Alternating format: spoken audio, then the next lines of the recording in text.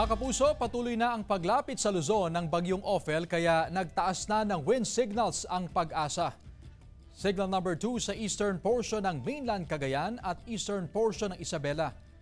Signal number 1 naman sa Batanes, Babuyan Islands, natitirang bahagi ng mainland Cagayan, natitirang bahagi ng Isabela, Quirino, Nueva Vizcaya, Apayao, Kalinga, Abra, Mountain Province, eastern portion ng Ifugao, Ilocos Norte at northern portion ng Aurora.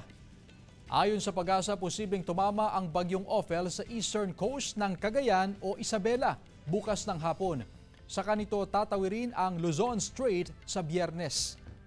Base naman sa datos sa Metro Weather, may tsansa na ulan sa ilang bahagi ng Ilocos Provinces, Abra, La Union, Benguet, Pangasinan, Zambales, Bataan, Tarlac, Isabela, Cagayan, Nueva Ecija, Bulacan at Babuyan Islands.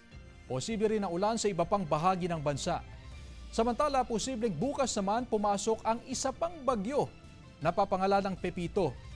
Sa initial forecast track ng Pag-asa, posibleng tumbukin ito ang Eastern Visayas o Bicol region bago umangat sa may Central Luzon. Pwede pang magbago ang direksyon nito sa mga susunod na araw.